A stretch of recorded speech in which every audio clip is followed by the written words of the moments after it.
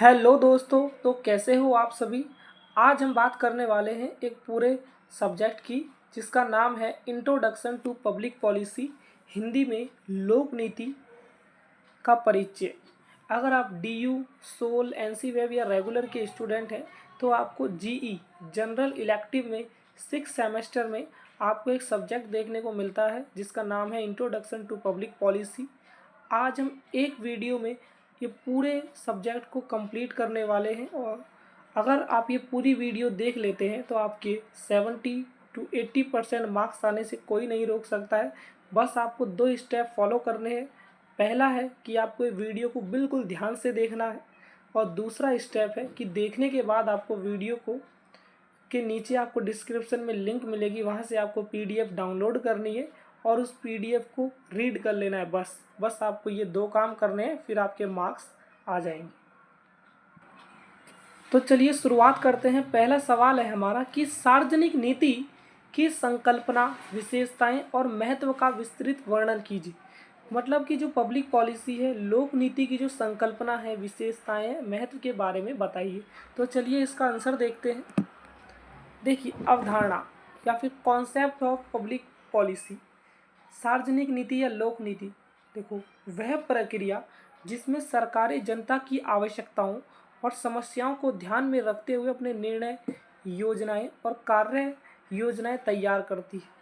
ठीक है, इसे सरल शब्दों में समझे तो सार्वजनिक नीति वह दिशा निर्देश है जिसके माध्यम से सरकारें समाज में सुधार लाने और विकास के लक्ष्यों को प्राप्त करने का प्रयास करती है। तो देखो, आपको ये समझना है कि लोक नीति अभी पब्लिक पॉलिसी होती क्या है। देखो, किसी भी देश में विकास करने के लिए, जनता के बीच में सामंजस्य बनाए रखने के लिए सरकारें क्या करती है, निरंतर ऐसे कानून बनाती है, पॉलिसीज़ बनाती है, ठीक है, नीतियाँ बनाती है, वही हमारी कहलाती है लोक नीति या फिर पब्लिक पॉलिसी। अब हम इसके कुछ इम्पोर्टेंट पॉइंट्स देख लेते हैं। पहला है हमारा, देखो, जनता के लिए कल्याण के लिए बनती है। ठीक है, देखो, हमारा उद्देश्य ही होता है कि जनता का भला हो सके, समस्याओं का समाधान ढूंढने का साधन, की जो समाज में कुछ समस्याएं हैं, चाहे गरीबी हो, शिक्षा का बढ़ाना हो, ठीक है, बाल विवाह हो, तो इनको दूर करने के लिए कुछ ऐसी पॉलिसीज़ बनाई जाती है। देखो, निर्णय लेने और कार्रवाई करने की प्रक्रिया, देखो, दीर्घकालिक उद्देश्यों पर केंद्रित होती है। देखो, ये जो नीतियाँ होती हैं, ऐसा नहीं है कि इनका इम्पैक्ट आपको आज आपने लागू करी तो अगले दिन से ही आपको दिखने लग जाएगा, ऐसा नहीं है। कुछ नीतियाँ ऐसी होती हैं कि जिनका प्रभाव आपको काफ़ी लंबे समय बाद देखने को मिलता है, इसीलिए कुछ हमारी दीर्घकालिक उद्देश्य भी इनका होता है। अब हम इनकी विशेषताएं देख लेते हैं कि विशेषताएं ऑफ पब्लिक पॉलिसी, मतलब कि लोक नीति की विशेषताएं। उद्देश्यपूर्ण, देखो, ये गोल ओरिएंटेड होती है कि एक गोल डिसाइड किया जाता है। जैसे कि आपने एक सुना होगा कि एनईपी, देखो एग्जाम्पल भी इधर आया है हमारा, एनईपी 2020 में आई है, नेशनल एजुकेशन पॉलिसी, जिसका उद्देश्य है कि जो हमारी शिक्षा में जो कमी है, हमारे बहुत समय से भी तो एक हमारी पॉलिसी चली आ रही है ना एजुकेशन की, लेकिन उसमें जो कमी है उसको दूर करना। ठीक है, देखो, गरीबी उन्मूलन, स्वास्थ्य सेवाओं में वृद्धि, ठीक है, देखो, सरकार द्वारा निर्मित। देखो, जाहिर सी बात है कि कोई भी आम नागरिक सरकार को सिर्फ वो सलाह दे सकता है कि आप ये नीति बनाइए, लेकिन वो स्वयं खुद नहीं बना सकता है कि कोई नीति उसने खुद बना दी, ऐसा नहीं हो सकता है। ठीक है, उसे कौन बनाता है, सरकार। सार्वजनिक नीतियाँ केवल सरकारें बनाती है, चाहे वह केंद्र सरकार हो या फिर राज्य सरकार। सरकार के निर्णय ही इसे वैधता प्रदान करते हैं।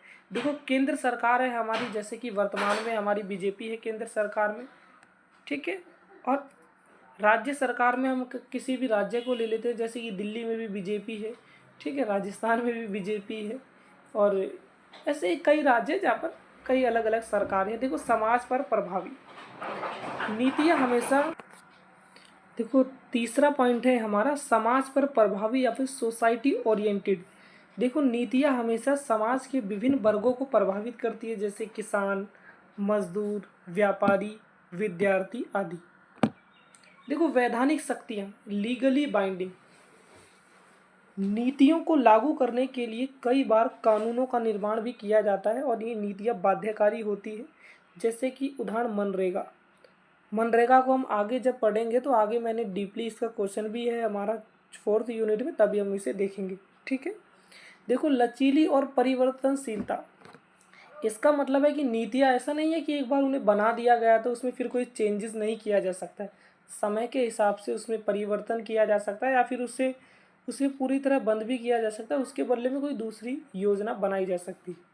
ठीक है, यही हमारा कह रहा था, फ्लेक्सिबल एंड डायनामिक, लचीली और परिवर्तनशील। सार्वजनिक नीतियाँ समय, परिस्थिति और समाज की बदलती आवश्यकताओं के अनुसार बदली जा सकती है।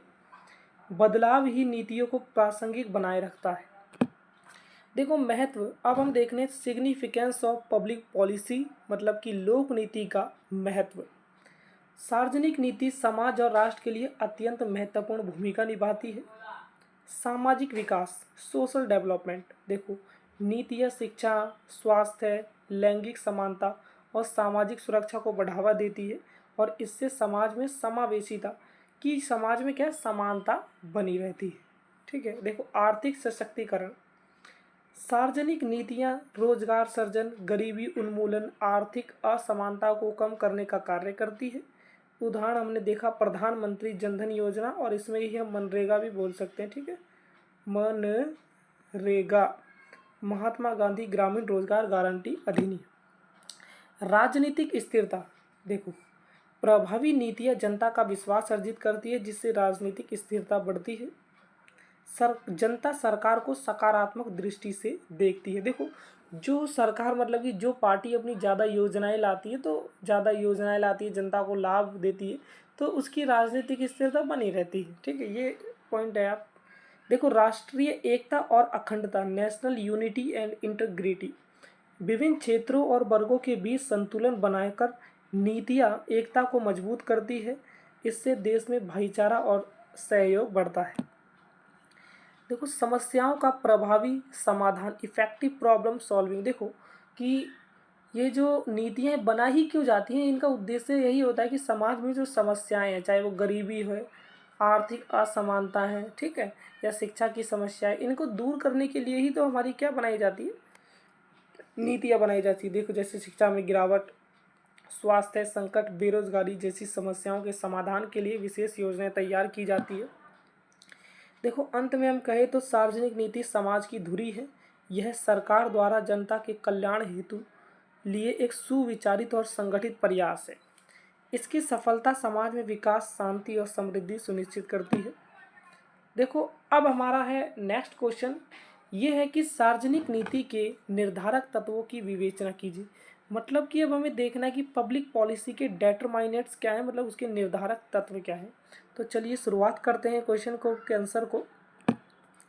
देखो सबसे पहले हम समझेंगे कि मीनिंग ऑफ डेटरमाइनेट्स, ठीक है, लोक नीति के निर्धारक का अर्थ क्या है। देखो निर्धारक का अर्थ, वे कारक या शक्तियाँ जो किसी सार्वजनिक नीति के निर्माण, स्वरूप और दिशा को प्रभावित करती है। देखो जब अगर किसी भी नीति को बनाया जाता है, लोक नीति को बनाया जाता है, तो उसको प्रभावित करने वाले जो कारक हैं उसके निर्माण में, तो वही हमारे कहलाते हैं निर्धारक। ठीक है, मीनिंग ऑफ डेटरमाइनर्स, ये इसका अर्थ है। देखो अगर सरल शब्दों में कहें तो वे बाहरी या भीतरी तत्व जो तय करते हैं कि नीति कैसे और क्यों बनेगी। आई होप कि आपको ये समझ आया होगा। देखो अब देखो आगे कि सरकार कोई भी नीति बनाते समय विभिन्न सामाजिक, आर्थिक, राजनीतिक, सांस्कृतिक और अंतर्राष्ट्रीय दबावों को ध्यान में रखती है। कि सरकार है ना, सभी चीज़ों को ध्यान में रखती है कि उसका क्या इम्पैक्ट पड़ेगा समाज के हर एक क्षेत्र पर। देखो सार्वजनिक नीति के मुख्य निर्धारक, मेजर डेटरमाइनर्स ऑफ पब्लिक पॉलिसी, पहला है हमारा राजनीतिक कारक, पॉलिटिकल फैक्टर्स। देखो सरकार की विचारधारा, सत्तारूढ़ दल के एजेंडा, विपक्षी दलों का दबाव, जनता के आंदोलन, ये सब नीति निर्माण को प्रभावित करते हैं। देखो जो सरकार की विचारधारा है, सत्तारूढ़ एजेंडा, दल के एजेंडा, विपक्षी दलों का दबाव, ये सारी चीज़ें उसे प्रभावित करती है। देखो जो हमारा विपक्षी दल होता है वो किस तरह की अच्छी भूमिका निभाता है। मान लीजिए कि बीजेपी पार्टी कोई भी कानून लाती है या कोई भी पॉलिसी बनाती है, अगर उसमें कोई छोटी भी कमी होती है तो कांग्रेस या आम आदमी पार्टी का काम है कि उसकी कमियों को बहुत बड़ा कर बताना, और यही हमारे लोकतंत्र की सबसे अच्छी बात है। ठीक है, तो पॉलिटिकल फैक्टर्स भी उससे क्या करते हैं, प्रभावित करते हैं, राजनीतिक कारक भी। उदाहरण है, यदि कोई वामपंथी सरकार में सत्ता में है तो समाजवाद आधारित नीतियां बनाई जाएंगी। किसान आंदोलन जैसे बड़े विरोध आंदोलन भी कृषि नीतियों में बदलाव ला सकते हैं। जैसे कि हमें पता है कि अगर किसानों को जो किसान के लिए बनाए गए कानून हैं, नीतियां वो पसंद नहीं आती तो वो आंदोलन करते हैं और उनकी बातें मान ली जाती है या फिर नहीं मानी जाता है, वो तो सरकार के ऊपर डिपेंड करता है। देखो आर्थिक कारक है, इकोनॉमिक फैक्टर, देश की आर्थिक स्थिति जैसे जीडीपी वृद्धि दर, बेरोजगारी, मुद्रास्फीति मतलब महंगाई, सार्वजनिक नीतियों को गहरे तौर पर प्रभावित करती है। अरे भाई देश की आर्थिक स्थिति कैसी है, ये चीज़ें तो प्रभावित करेंगी ना। मान लो आपने कोई प्लान बना लिया है कि हम बहुत ज़्यादा पैसा लगा देंगे, हर किसी को 1-1 लाख रुपए दे देंगे डेली के, लेकिन आपने देखा भाई पैसा ही नहीं है तो कैसे कर दोगे। मैंने ऐसे एग्जाम्पल लिया है, ठीक, इसे सीरियस नहीं लेना है। बस हमें ये देखना है कि सबसे पहले हर कोई इंसान अगर कुछ भी प्लानिंग करता है तो वो सबसे पहले अपना बजट देखेगा, अपने पास पैसा कितना है, वो भी उसे प्रभावित करता है। उदाहरण है हमारा कि आर्थिक मंदी के समय सरकार आर्थिक प्रोत्साहन योजनाएं बनाती है, गरीबी उन्मूलन के लिए योजनाओं का निर्माण होता है जैसे पीएम किसान योजना।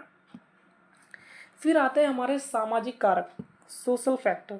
देखो समाज की संरचना जैसे जाति, धर्म, भाषा, लिंग, असमानता भी नीति निर्माण की बड़ी भूमिका निभाती है। उदाहरण की अनुसूचित जातियों और जनजातियों के लिए आरक्षण नीति, बालिका शिक्षा को बढ़ावा देने वाली योजना। देखो समाज में जब कोई योजना लाई जाती है, ऐसा नहीं है कि समाज का प्रत्येक क्षेत्र प्रभावित होता है उससे, ऐसा नहीं होता है। कभी कभी क्या होता है कि समाज का कोई वर्ग है वो बहुत ज़्यादा कमज़ोर है, उनको वो शुरू से ही प्राचीन काल से वो सुविधाएं नहीं मिली है जो उन्हें मिलनी चाहिए थी और वर्गों के समान, तो उन्हें कुछ विशेष अधिकार दिए जाते हैं, उनके लिए कुछ विशेष नीतियाँ या पब्लिक पॉलिसीज़ बनाई जाती है। उदाहरण के लिए हम बोल सकते हैं कि जो SC ST के लोग होते हैं, SC ST या फिर हमारी अदर बैकवर्ड क्लास होते हैं, अदर कैटेगरी होते हैं, तो इनको क्या होता है, आरक्षण दिया जाता है, ठीक है। फिर आता है हमारा सांस्कृतिक कारक, कल्चरल फैक्टर्स। किसी समाज की सांस्कृतिक धारणाएं, परंपराएं, मूल्य, जीवन शैली भी नीतियों को प्रभावित करती है। देखो जैसे भारत में संस्कृत शिक्षा को बढ़ावा देने वाली नीतियाँ, त्योहारों के दौरान विशेष स्वास्थ्य अभियानों का आयोजन। फिर पांचवा है हमारा प्रशासनिक कारक, एडमिनिस्ट्रेटिव फैक्टर्स। सरकार के प्रशासनिक ढांचे की क्षमता और दक्षता यह तय करती है कि कौन कौन सी नीति बनाई और कैसे लागू की जाएगी। जैसे कि उदाहरण देखते हैं हम, डिजिटल इंडिया पहल प्रशासनिक प्रक्रिया को सरल और तेज बनाने के लिए एक कुशल और नौकरशाही नीति के सफल कार्यान्वयन में सहायक बनती है। देखो तकनीकी कारक, टेक्नोलॉजिकल फैक्टर्स। देखो तकनीकी विकास भी नीति निर्माण का एक आधुनिक कारक है। डिजिटल क्रांति, आर्टिफिशियल इंटेलिजेंस, बायोटेक्नोलॉजी जैसे क्षेत्र नीति निर्माण को एक नई दिशा दे रहे हैं। उदाहरण हम बोल सकते हैं जैसे कि आधार कार्ड आधारित डायरेक्ट बेनिफिट ट्रांसफ़र नीति, डिजिटल स्वास्थ्य मिशन। देखो अंतर्राष्ट्रीय कारक, इसमें है हमारा इंटरनेशनल फैक्टर्स की, जैसे कि देखो वैश्वीकरण क्या होता है कि जब हमारे देश का संबंध, जब दुनिया में जितने देश हैं उनके साथ संबंध होता है बाहरी देशों के साथ, चाहे वो विचारों का हो आदान प्रदान, वस्तुओं का हो या अन्य किसी चीज़ का, तो वही हमारा कहलाता है वैश्वीकरण, ठीक है। अंतर्राष्ट्रीय संगठन जैसे UNO, WHO, WTO, ठीक है। और विदेश नीतियाँ भी देश की नीतियों को प्रभावित करती है। देखो अगर हम कोई भी निर्णय लेते हैं, मान लो हम कोई ऐसा निर्णय लेते हैं कि हम कोई से भी व्यापार नहीं करेंगे, तो वो उससे हमारा ही घाटा है। मतलब कि अगर हम कोई भी निर्णय लेते हैं, कोई भी पॉलिसी बनाते हैं, तो उसकी सारी फैक्टर्स को हम देख कर चलते हैं कि क्या उसका हमारी जो इंटरनेशनली तो हमारा कुछ खराब नहीं होगा, हमारा कुछ नुकसान तो नहीं होगा, ये भी हम देख कर चलते हैं। उदाहरण के लिए पेरिस जलवायु समझौते के बाद भारत ने अपनी ऊर्जा नीतियों को हरित ऊर्जा की ओर मोड़ा। कोविड-19 महामारी के दौरान WHO के दिशा निर्देशों के अनुसार स्वास्थ्य नीतियाँ बनाई गई थी। देखो निष्कर्ष, सार्वजनिक नीति एक जटिल प्रक्रिया है जो अनेक आंतरिक और बाहरी कारकों से प्रभावित होती है। देखो आपको इनमें निष्कर्ष में यही लिखना है कि सार्वजनिक नीति के निर्माण या फिर लोक नीति या पब्लिक पॉलिसी के निर्माण में जो भी कारक उसमें अपना योगदान देते हैं, चाहे वो प्रशासनिक कारक हो, सामाजिक कारक, सांस्कृतिक कारक, राजनीतिक कारक, आर्थिक कारक, ये सभी उसे प्रभावित करते हैं, ठीक है। एक सफल नीति वही मानी जाती है जो इन सभी कारकों को ध्यान में रखकर बनाई जाए और समाज के सभी वर्गों के हित में हो। आई होप कि आपको हमारी वीडियो पसंद आ रही होगी। तो देखो, मैं आपको बता दूं कि मेरा वीडियो बनाने का उद्देश्य क्या है कि मैं भी अभी 6 सेमेस्टर में ही हूँ और मेरा भी ये पेपर है नेक्स्ट मंथ। तो मैं 1 मंथ पहले ही वीडियो बना रहा हूँ ताकि मेरे एग्ज़ाम की भी प्रिपरेशन हो जाए। और जो मेरे दोस्त हैं, आप जैसे फ्रेंड्स हैं जिन्हें वीडियो की ज़रूरत होती है एग्ज़ाम से पहले, वो पढ़ते हैं। तो और मैं अभी ARSD कॉलेज में 3rd ईयर का स्टूडेंट हूँ। तो चलिए अपना नेक्स्ट क्वेश्चन है कि सार्वजनिक नीति का सामाजिक और आर्थिक प्रभाव पर विवेचना कीजिए। इसमें हम देखेंगे कि पब्लिक पॉलिसी का सोशियो एंड इकोनॉमिक इम्पैक्ट। सामाजिक आर्थिक प्रभाव का अर्थ देखो, सामाजिक आर्थिक प्रभाव का तात्पर्य किसी नीति द्वारा समाज और अर्थव्यवस्था पर पड़ने वाले सकारात्मक या नकारात्मक परिणाम ही हमारा ये है। ठीक है, सरल शब्दों में बोले, जब सरकार कोई नीति बनाती है तो उसका असर जनता के सामाजिक जीवन और देश की आर्थिक व्यवस्था दोनों पर होता है। नीतियाँ समाज में समानता, न्याय और विकास को जन्म देती है, वही आर्थिक संसाधनों के वितरण और उत्पादन को भी प्रभावित करती है। देखो, सार्वजनिक नीति के सामाजिक प्रभाव। देखो, उसकी समाज पर ये सामाजिक जो नीतियाँ बनती हैं, हमारी पब्लिक पॉलिसीज़ बनती हैं, इनका क्या प्रभाव होता है। तो जाहिर सी बात है, ये जो सब्जेक्ट है ना आपका पब्लिक पॉलिसी, इसमें आपको बस इसका पता होना चाहिए मूल चीज़, इसका रूट्स क्या है इसकी। जो मैंने आपको बता ही दिया है कि पब्लिक पॉलिसी होती है कि सरकार द्वारा कुछ ऐसी योजनाएं बनाई जाती है, कुछ ऐसे प्रोग्राम लाए जाते हैं जिससे कि उनके जो एरिया होता है या फिर वो कंट्री होती है उसमें कोई भी प्रॉब्लम होती है तो उसको सॉल्विंग के लिए या फिर जनता में डेवलपमेंट करने के लिए बनाई जाती है। ठीक है, जैसे देखो, इम्प्रूवमेंट्स इन एजुकेशन, शिक्षा का सुधार। शिक्षा नीतियाँ जैसे NEP आती थी, हमें पता है, नेशनल एजुकेशन पॉलिसी समाज में साक्षरता दर बढ़ाती है, शिक्षा को समावेशी और गुणवत्ता युक्त बनाती है। उदाहरण के तहत देखो, एक नई शिक्षा नीति के तहत 5-3-3+4 का ढांचा अपनाया जाएगा। ठीक है, कौशल विकास कार्यक्रमों का आरंभ। देखो, पहले हमारा क्या होता था, जहाँ तक मुझे पता है कि हमारा होता था 5+8+4 ऐसे होता था, लेकिन अब इसमें इस तरह कुछ शिक्षा दी जाएगी, आप इसे पढ़ लीजिएगा। ठीक है, हम इसे आगे भी जानेंगे, आगे भी क्वेश्चन है इसका। देखो, स्वास्थ्य सेवाओं में सुधार, इम्प्रूवमेंट्स इन हेल्थ सर्विसेज। स्वास्थ्य से जुड़ी नीतियाँ जैसे राष्ट्रीय स्वास्थ्य मिशन आम जनता के लिए स्वास्थ्य सेवाओं की उपलब्धता और गुणवत्ता में सुधार करती है। उदाहरण है हमारा ग्रामीण क्षेत्र में प्राथमिक स्वास्थ्य केंद्रों की स्थापना, महिलाओं और बच्चों के लिए विशेष स्वास्थ्य अभियान। देखो, सामाजिक समानता और सशक्तिकरण, सोशियो इक्वालिटी एंड एम्पावरमेंट। सामाजिक नीतियाँ कमज़ोर वर्गों जैसे अनुसूचित जाति, अनुसूचित जनजाति या महिलाओं के सशक्तिकरण की दिशा में काम करती है। उदाहरण के लिए हम बोल सकते हैं आरक्षण नीति, महिला सशक्तिकरण मिशन। ठीक है, देखो, लैंगिक समानता, जर्नल इक्वालिटी। विशेष नीतियाँ महिलाओं को शिक्षा, स्वास्थ्य, रोजगार और राजनीति में समान अवसर देती है। उदाहरण के लिए जैसे कि हमारी नीति है, देखो, बेटी बचाओ बेटी पढ़ाओ अभियान, आपने ज़रूर पढ़ा होगा, मातृत्व लाभ अभियान। अब हम आते हैं इसकी सामाजिक सुरक्षा पर, सोशल सिक्योरिटी।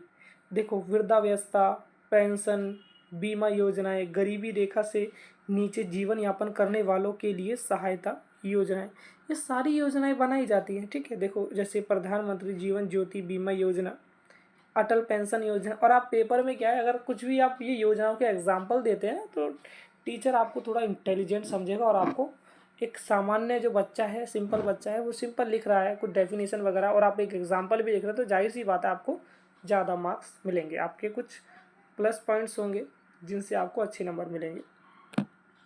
देखो, सार्वजनिक नीति के आते हैं आर्थिक प्रभाव, economic impacts of public policy. रोजगार सृजन। देखो, रोजगार बढ़ाने के लिए सरकारें विशेष योजनाएं बनाती है जैसे मनरेगा। ठीक है, हर ग्रामीण परिवार को न्यूनतम 100 दिन का रोजगार दिया जाएगा। देखो, इसके तहत क्या होता था, इसकी शुरुआत हुई थी हमारी 2005 में।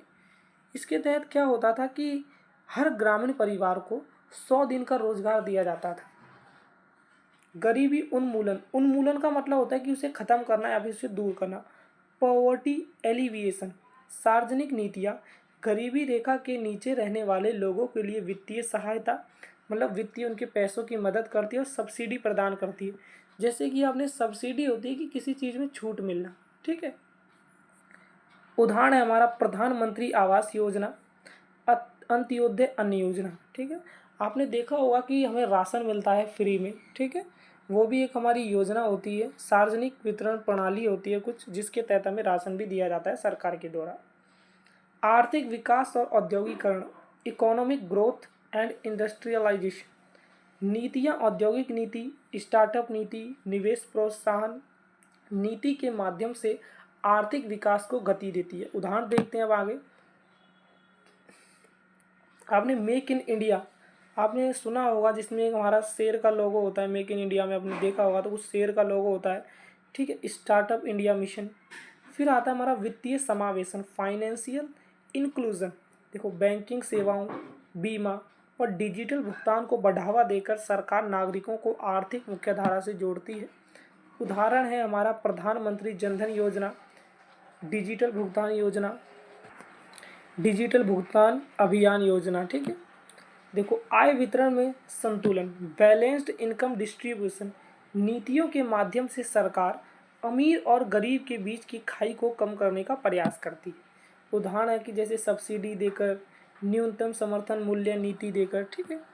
निष्कर्ष हमारा क्या है कि सार्वजनिक नीतियाँ केवल निर्णय नहीं होती है, बल्कि समाज और अर्थव्यवस्था को दिशा देने वाले शक्तिशाली साधन होती है। यह नीति समाज के लिए सकारात्मक परिवर्तन लाती है और आर्थिक असमानता को घटाती है और वह सफल मानी जाती है। देखो एक प्रभावी नीति समाज को न्यायपूर्ण, समान और समृद्ध बनाती है।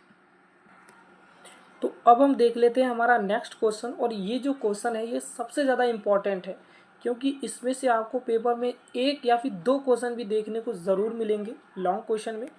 तो देखते हैं क्वेश्चन की, सार्वजनिक नीति के विभिन्न सिद्धांतों का विश्लेषण कीजिए या फिर पब्लिक पॉलिसी के जो विभिन्न उसकी थ्योरीज हैं उन पर बात कीजिए, ठीक है। पहली है हमारी एलाइड थ्योरी, दूसरी है हमारी group theory, incremental theory, rational choice theory. तो चलिए शुरुआत करते हैं देखने की। परिचय। देखो सार्वजनिक नीति को समझने और विश्लेषण करने के लिए कई सिद्धांत विकसित किए गए हैं, और ये सिद्धांत बताते हैं कि नीति कैसे बनती है, कौन इसे बनाता है और ये किसके हित में बनती है, ठीक है। देखो वही है कि कौन बनाता है, कैसे बनाता है और किसके लिए बनाता है, ठीक है। नीति निर्माण को समझने के लिए अलग अलग दृष्टिकोण या फ्रेमवर्क होते हैं, जिसे हम देखेंगे आगे। देखो सबसे पहले यही हमारे चार थ्योरीज हैं, एलिट, ग्रुप, इंक्रीमेंटल थ्योरी और रैशनल चॉइस थ्योरी। पहली देखते हैं हम एलाइड थ्योरी। देखो एलाइड थ्योरी क्या है, ध्यान से समझना जो मैं आपको बताने वाला हूँ। देखो एलाइड थ्योरी या फिर एलिट सिद्धांत कहता है कि समाज में एक छोटा समूह या फिर एलिट वर्ग होता है जो शक्ति, संपत्ति और संसाधनों पर नियंत्रण रखता है और वही सार्वजनिक नीतियों को निर्धारित करता है। देखो ये थ्योरी आपको बताती है कि समाज में चाहे कितना भी, इस थ्योरी का कहना है कि समाज में चाहे कितना भी लोकतंत्र, आप कुछ भी स्थापित कर लीजिए, लेकिन जो निर्णय लिया जाएगा वो समाज के जो सबसे ज़्यादा पढ़े लिखे वर्ग है, जो समाज का एक एलिट क्लास है, उसी के द्वारा लिया जाएगा। यानी कि नीतियाँ आम जनता नहीं बनाती, बल्कि चुनिंदा ताकतवर लोग बनाते हैं, ठीक है। ये किसका कहना है, एलाइड थ्योरी का। आई होप कि आपको समझ आ रहा होगा जो मैं पढ़ा रहा हूँ आपको। देखो समाज दो वर्गों में विभाजित होता है, एक होता है शासक वर्ग, रूलिंग क्लास, और एक होता है शासित वर्ग। इसे हम कह सकते हैं जैसे कि राजा, एक होता है शासन करने वाला और एक होता है जिस पर शासन होता है, ये होता है हमारा प्रजा, ठीक है। ये होता है हमारा प्रजा। एलिट वर्ग के हितों की रक्षा के लिए नीतियाँ बनती है। तो ये बोलता है कि जो नीतियाँ बनती है ना वो एलिट वर्गों के लिए बनती है, ना कि जनता के लिए बनती है। जनता पर केवल दिखावटी तौर पर लोकतंत्र का प्रभाव होता है, असली शक्ति एलिट के हाथों में होती है। उदाहरण है जैसे कि बड़े उद्योगपति, मीडिया घराने, उच्च अधिकारी और बड़े राजनेता अक्सर मिलकर नीतियों को प्रभावित करते हैं। जैसे आर्थिक सुधार 1991, बड़े कॉरपोरेट हितधारकों की भूमिका। तो आई होप कि आपको एलिट थ्योरी समझ आया होगा। इसमें होता है क्या है कि इस थ्योरी का मानना है कि समाज में जो भी नीतियाँ बनती है ना, उसमें पूरा जो 100% या फिर 99% जो योगदान होता है समाज के उच्च वर्गों का ही होता है। नेक्स्ट आता है हमारा समूह सिद्धांत या फिर आता है ग्रुप थ्योरी। देखो मीनिंग, ग्रुप थ्योरी के अनुसार नीति निर्माण विभिन्न समूहों के संघर्ष और बातचीत का परिणाम होता है। देखो ये ग्रुप सिद्धांत क्या बोलता है, ये ग्रुप थ्योरी क्या बोलता है कि जो समाज में कोई भी निर्णय लिए जाता है ना, वो ऐसे नहीं है कि सीधे ले लिया, उसमें पहले बहस होती है, बातचीत होती है कई लोगों की, कई समूह की, फिर उसमें कोई निर्णय निकलता है। यानी कि नीति कई हित समूह के बीच संतुलन का नतीजा है। देखो समाज विभिन्न समूह में बटा है, जैसे किसान, श्रमिक, व्यापारी संगठन सभी अपना राय देते हैं। प्रत्येक समूह सरकार पर दबाव डालता है ताकि उसके हितों के अनुरूप नीति बने। नीति निर्माण में सबसे शक्तिशाली समूह का प्रभाव सबसे अधिक होता है। देखो ये चीज़ तो ये भी मानता है, हमारा ग्रुप थ्योरी भी मानता है कि जो समाज में सबसे अधिक शक्तिशाली वर्ग होता है ना, जो सबसे अधिक ताकतवर वर्ग होता है, उसके पास प्लस पॉइंट होते हैं, वो अधिक उसकी अधिक भूमिका होती है। लेकिन इसमें कहीं ना कहीं हमारे किसान वर्ग, श्रमिक वर्ग सभी की भूमिका होती है। लेकिन एलिट थ्योरी बोलता है नहीं होती उनकी बिल्कुल भूमिका। ठीक है, ये उनमें डिफरेंस है। उदाहरण है हमारा कि किसान संगठनों के आंदोलन ने कृषि कानूनों को निरस्त करवाने में महत्वपूर्ण भूमिका निभाई। देखो जैसे कि किसान है, किसानों ने भी अपना आंदोलन करते हैं और वो सफल भी हो जाते हैं। ऐसे मेडिकल एसोसिएशन सरकारी स्वास्थ्य नीतियों में सुझाव देता है। ठीक, देखो फिर आता है हमारा एक इंक्रीमेंटल थ्योरी, वृद्धिशील सिद्धांत, इंक्रीमेंटल थ्योरी। अर्थ देखते हैं कि नीति निर्माण में बड़े बदलाव नहीं होते बल्कि छोटी छोटी सुधारात्मक प्रवृत्तियां होती है। देखो इस थ्योरी का कहना है इंक्रीमेंटल, देखो इंक्रीमेंटल का होता है कि धीरे धीरे बढ़ना, वृद्धिशील होना, कि कोई भी नीति बनती है ना तो ऐसे नहीं कि वो डायरेक्ट बना दी जाती है। उसमें क्या है, पहले धीरे धीरे बहुत विचार किया जाता है, फिर उससे धीरे धीरे अप्लाई किया जाता है, फिर उसका हमें परिणाम देखने को मिलता है, सुधार किया जाता है। यानी कि नीति धीरे धीरे एक एक कदम करके विकसित होती है। देखो नीति में आमतौर पर केवल पिछले नियमों या व्यवस्थाओं में छोटे बदलाव किए जाते हैं, बड़े बदलाव कम ही होते हैं क्योंकि सरकार जोखिम से बचती है। प्रशासनिक व्यावहारिकता और समय की कमी के चलते भी वृद्धिशीलता अपनाई जाती है। उदाहरण है हमारा स्वास्थ्य बीमा योजनाओं में धीरे धीरे सुविधाओं का विस्तार, जैसे आयुष्मान भारत योजना में विभिन्न अस्पतालों को जोड़ना। शिक्षा नीति में समय समय पर छोटे सुधार होते रहे, जैसे फिर 2020 में बड़ा परिवर्तन। तो देखो ये जो हमारी इंक्रीमेंटल थ्योरी है, इसका कहना है कि जो सरकार है ना, मतलब कोई भी जो नीति बनती है वो ऐसे नहीं बनती है कि इसमें एकदम से परिवर्तन कर दिया जाए। उसमें धीरे धीरे छोटे छोटे परिवर्तन किए जाते हैं, जिससे कि लोगों को एकदम से बुरा ना लगे किसी भी परिवर्तन किया जाए, समाज का कोई वर्ग उनसे, उनका जो वोट बैंक है वो उनसे प्रभावित ना हो। फिर आती है हमारी अगला थ्योरी है हमारी की रैशनल चॉइस थ्योरी, तर्कसंगत विकल्प सिद्धांत। ये कहते हैं कि नीति निर्माण तर्क संगत ढंग से विकल्पों का मूल्यांकन करते हैं और सबसे अच्छा विकल्प चुनते हैं जो अधिकतम लाभ और न्यूनतम लागत प्रदान करते हैं। देखो ये वाली जो थ्योरी है रैशनल चॉइस थ्योरी, तो हम कह सकते हैं कि नीति निर्माण बराबर क्या है कि सबसे पहले उस पर विचार करना, तर्क संगत करना, फिर सर्वोत्तम निर्णय लिया जाना। ठीक है, अब इसके हम प्रमुख पॉइंट्स देख लेते हैं। सभी संभावित विकल्पों का मूल्यांकन किया जाता है, लागत और लाभ का तुलनात्मक अध्ययन किया जाता है, नीति वही चुनी जाती है जो सामाजिक कल्याण को अधिकतम करे और संसाधनों का सर्वोत्तम उपयोग करे। उदाहरण है हमारा डायरेक्ट बेनिफिट ट्रांसफर की नीति, बिचौलियों को हटाकर सीधे लाभार्थियों को भुगतान करने का तर्क संगत। ठीक है, मेट्रो प्रोजेक्ट के लिए स्थानों का चयन, लागत, लाभ, ट्रैफिक डाटा का विश्लेषण किया जाता है। तो देखो इसके निष्कर्ष में आपको क्या लिखना है कि जो भी आपने थ्योरी पढ़ी है ना, उनका सबकी एक एक लाइन लिख देनी है। जैसे कि प्रत्येक सिद्धांत नीति निर्माण की प्रक्रिया को एक अलग नज़रिए से समझता है। एक परिपूर्ण नीति विश्लेषण के लिए इन सभी दृष्टिकोण को समग्र रूप से समझना आवश्यक है। अब मैं आपको चारों नीतियां हैं, जो चारों हमारे ये सिद्धांत हैं, थ्योरी एक बार बता देता हूँ, जिससे कि आपको ये बहुत अच्छी तरह समझ आएगा। सबसे पहले हमारा एलिट सिद्धांत। देखो एलिट सिद्धांत में क्या होता है हमारा कि इसका कहना यह है कि जो समाज में कोई भी नीति बनती है वो क्या करती है कि केवल समाज के उच्च वर्गों द्वारा ही बनाई जाती है, उसकी 100% भूमिका होती है, जनता की कोई भूमिका नहीं होती। ये किसका कहना है? एलिट सिद्धांत का। दूसरा है हमारा समूह सिद्धांत। ये क्या कहता है कि समाज में पहले कुछ समूह द्वारा उस पर विचार किया जाता है, उनके ऊपर बहस होती है, फिर उसके बाद कोई नीति बनती है। और इसमें क्या है, जनता की भूमिका भी होती है, ठीक है, ये मानता है। लेकिन सबसे ज़्यादा भूमिका भी किसकी रहती है, उच्च वर्ग की रहती है। फिर आता है हमारा वृद्धिशील सिद्धांत या फिर इंक्रीमेंटल थ्योरी।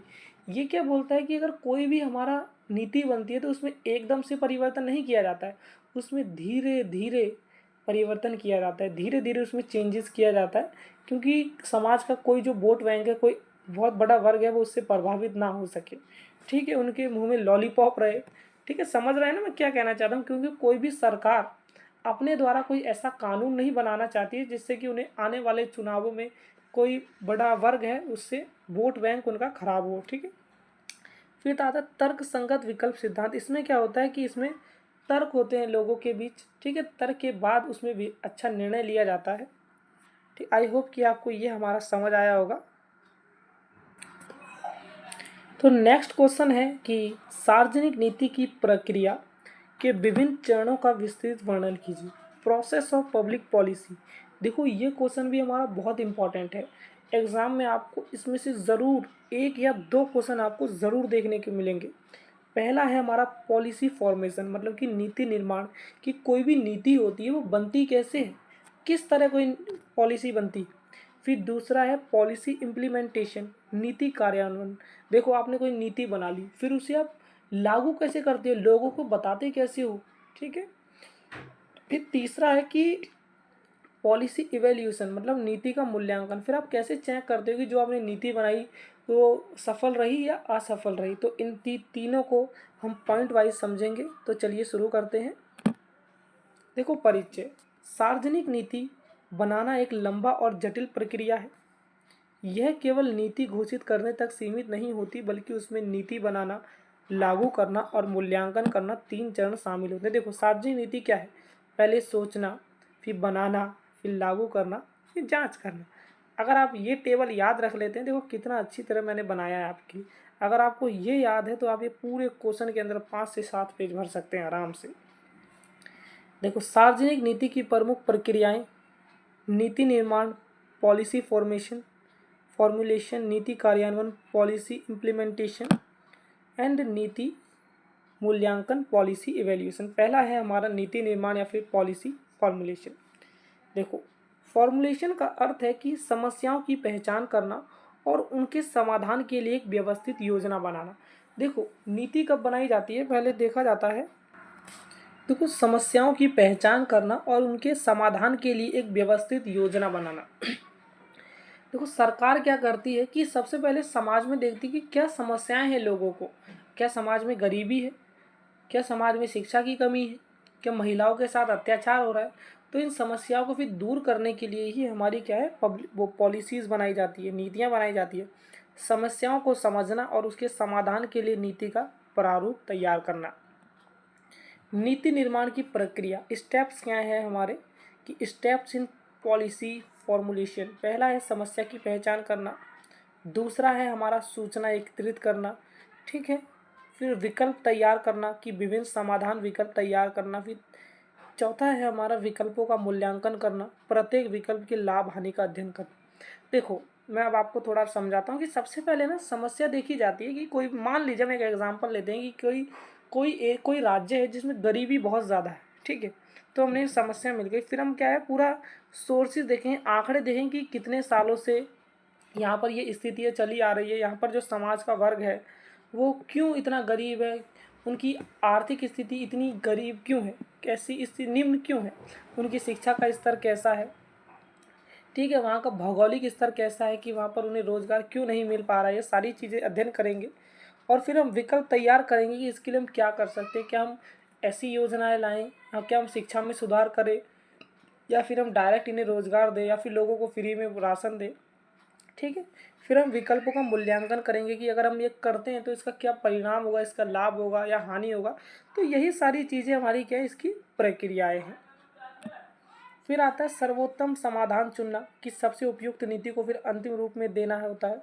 देखो उदाहरण है हमारी, जैसे शिक्षा नीति के दौरान साक्षरता दर, स्कूली ड्रॉप आउट्स का डाटा इकट्ठा करना, विभिन्न देशों की शिक्षा प्रणालियों का अध्ययन करना और नया ढांचा 5+3 3+4 प्रस्तावित करना। देखो जब भी हमारा ये एनईपी बनाई गई है तो ऐसे नहीं कि लोगों ने खुद अपने दिमाग का इस्तेमाल करके बना दिया डायरेक्ट, नहीं, वो पहले उन्होंने बहुत ही अन्य देशों की भी शिक्षा प्रणालियों को पढ़ा है, फिर उसमें से जो अच्छी चीज़ें लगी उन्हें अपनाया है। देखो फिर आता है हमारा दूसरा पॉइंट है नीति कार्यान्वयन। अब आपने मान लो कोई नीति बना ली, अब उसे भाई पब्लिक में लाओगे कैसे, लोगों को बताओगे कैसे, तो उसे ही बोलते हैं हमारा पॉलिसी इम्प्लीमेंटेशन। देखो बनी हुई नीति को जमीनी स्तर पर लागू करना, यानी असल जीवन में उसे कार्यवाही में लाना, जो कागज़ पर लिखा उसे धरातल पर लाना, मतलब कि वही है कि लोगों को बताना, यही हमारा नीति कार्यान्वयन या फिर पॉलिसी फॉर्मुलेशन। तो इसके कुछ स्टेप्स हैं। पहला है कार्य योजना बनाना, कि नीति लागू करने की विस्तृत योजना बनाना कि हम किस तरह लागू करेंगे इसे। ठीक है, इसे हम देखो जैसे कोई भी कानून बनता है, नीति बनती है, तो सरकार क्या करती है, सरकार उसे न्यूज़पेपर में देती है, उसके होल्डिंग्स लगवाती है, पैम्पलेट्स बतवाती है, या फिर न्यूज़ में बता देती है। ठीक है, अखबारों में छपते हैं वो चीज़ें। संसाधनों का प्रबंधन, मानव वित्तीय और संसाधनों का उपयोग। देखो प्रशासनिक मशीनरी का सक्रिय होना, एक्टिव एडमिनिस्ट्रेटिव मशीनरी, सरकारी एजेंसियां, अधिकारी और कर्मचारियों की भूमिका, जन समर्थन प्राप्त करना, लोगों की नीति से जोड़ना और उनकी सहमति लेना। ठीक है, देखो अब कार्यान्वयन के अवरोध क्या क्या है, चैलेंजेस इन इम्प्लीमेंटेशन। देखो भ्रष्टाचार, ये है ना, कभी कभी जब इम्प्लीमेंटेशन करते हैं, जैसे कि मान लो कि किसी क्षेत्र में पैसा आया कि आपको 1 लाख रुपए बांटना है लोगों में, लेकिन वो क्या करते हैं, जो बिचौलिए होते हैं वो 1 लाख की जगह 50,000 खुद रख लेते हैं और 50,000 ही बांटते हैं, क्योंकि वो गांव के लोग होते हैं, उन्हें ज़्यादा पता होता नहीं। तो ये होता है भ्रष्टाचार, संसाधनों की कमी, जन जागरूकता का अभाव, राजनीतिक हस्तक्षेप।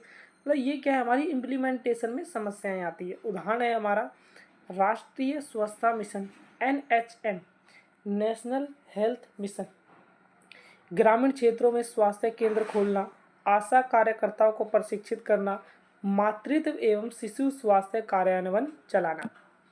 अब देखो तीसरा और हमारा लास्ट है कि नीति मूल्यांकन। अब मान लो सारा काम हो गया, आपने एक कानून, पहले एक नीति बनाई आपने, फिर आपने उसे इम्प्लीमेंटेशन भी कर दिया, लेकिन भाई अब लास्ट में आपको देखना पड़ेगा ना कि जो आपने बनाया, अप्लाई किया, क्या वो सही रहा, उसका रिजल्ट कैसा है। तो वो आपका जो रिजल्ट है ना, रिजल्ट ही आपका कहलाता है हमारा नीति मूल्यांकन। ठीक है, पॉलिसी इवेल्युएशन। देखो कि नीति के कार्यान्वयन और उसके परिणामों का मूल्यांकन करना कि वह अपने लक्ष्य को पूरा कर रही है या नहीं। नीति का रिपोर्ट कार्ड तैयार करना। देखो जो मैंने बताया ना कि नीति का अपना सही कार्य किया उसने या नहीं किया, उसका क्या प्रभाव पड़ा समाज पर, नकारात्मक या सकारात्मक, यही देखना हमारा क्या कहलाता है, नीति मूल्यांकन या फिर पॉलिसी इवेल्युएशन। तो इसके मुख्य उद्देश्य देखते हैं अब हम। प्रभावशीलता मापन, क्या नीति ने समस्या को हल किया, ये हम सवाल पूछते हैं अपने आप से। जो भी नीति को बनाते हैं वो करते हैं ना उनकी जांच, वो सवाल करते हैं फिर वो करते हैं इन पे काम। कमियों को पहचानना, वो कमियां पहचानते हैं कहाँ सुधार की ज़रूरत है। नवीन सुझाव देना, फिर उनमें नए सुझाव दिए जाते हैं कि भविष्य में नीति को और बेहतर बनाने का सुझाव। मूल्यांकन के तरीके क्या क्या है, देखो सबसे पहले क्षेत्रीय सर्वेक्षण।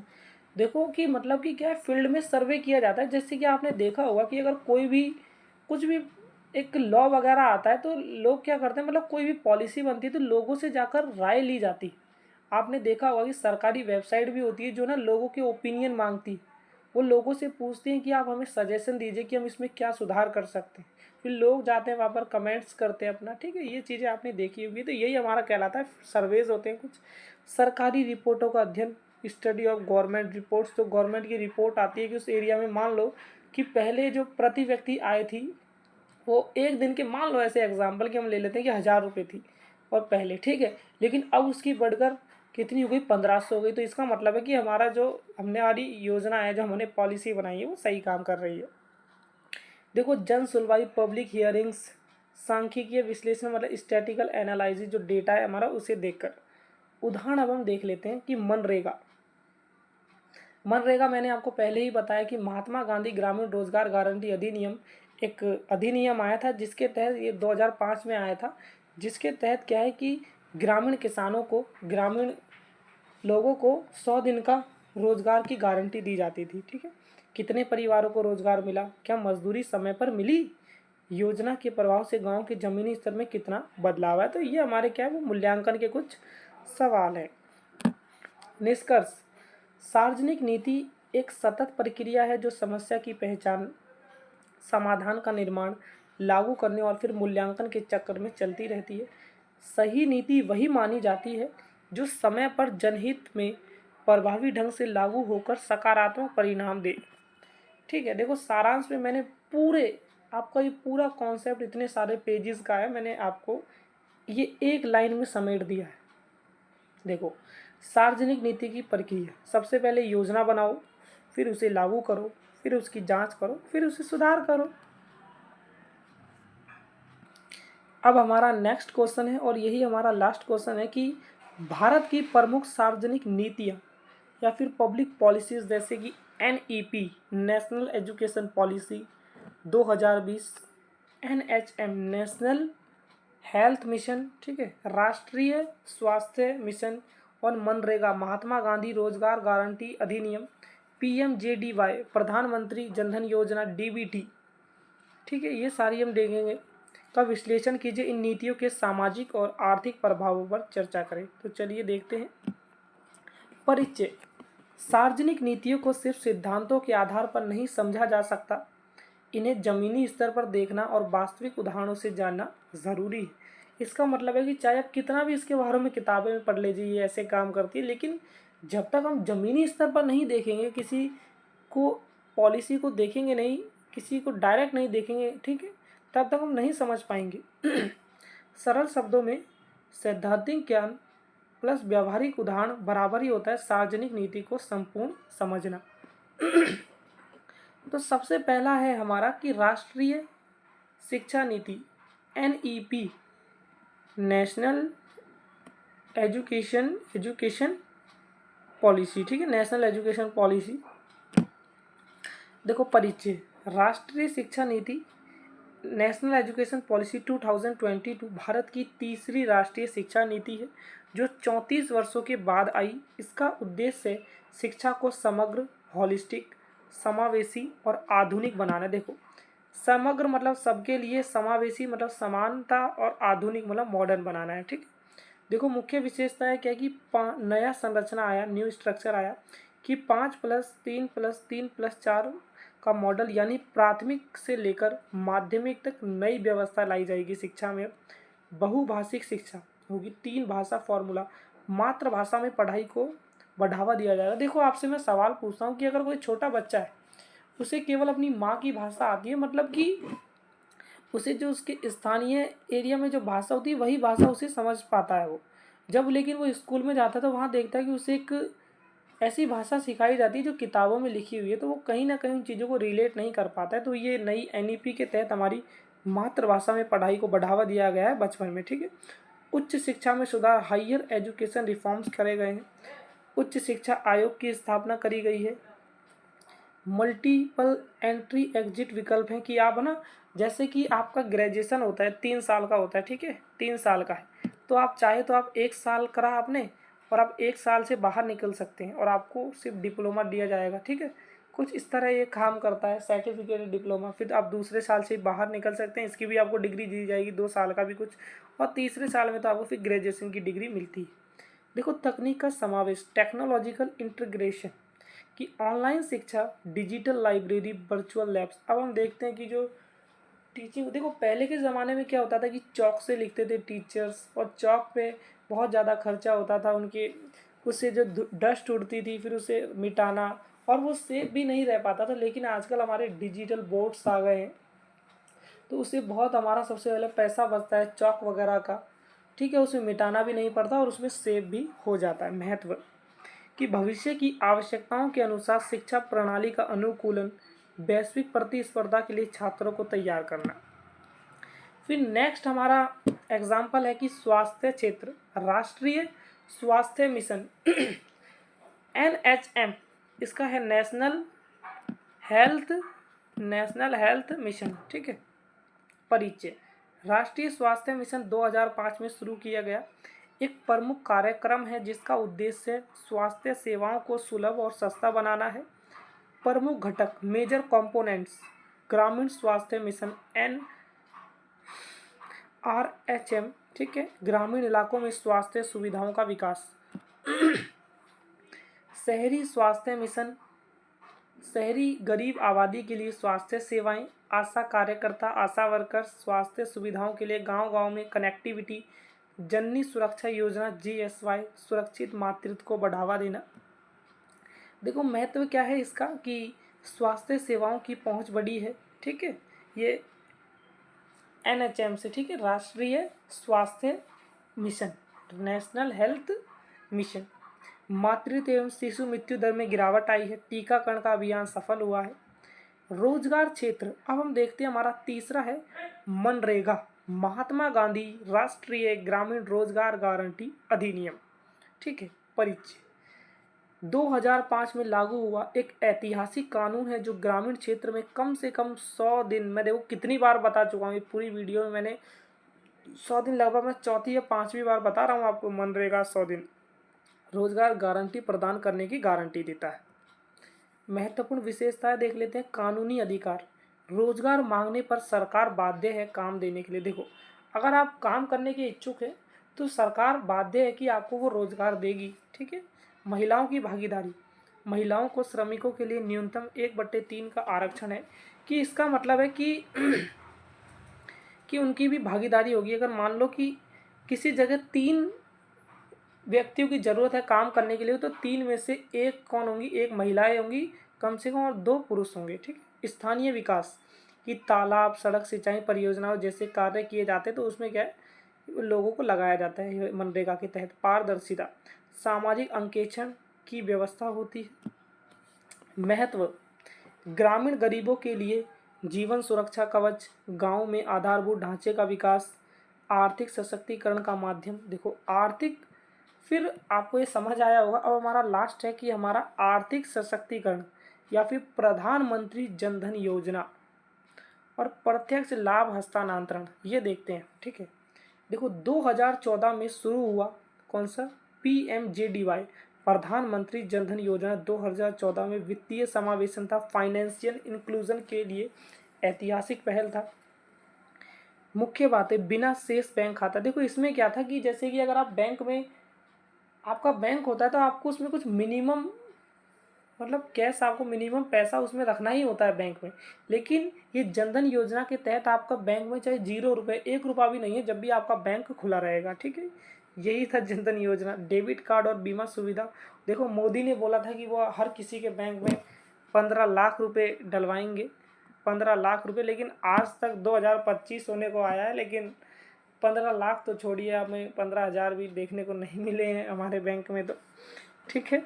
मेरे मम्मी पापा का भी खाता है जनधन, ये PMJDY, उसमें नहीं मिले पैसे। तो मैं किसी पार्टी का ऐसे असमर्थन नहीं कर रहा हूँ, मैं आपको सच्चाई बता रहा हूँ, ठीक।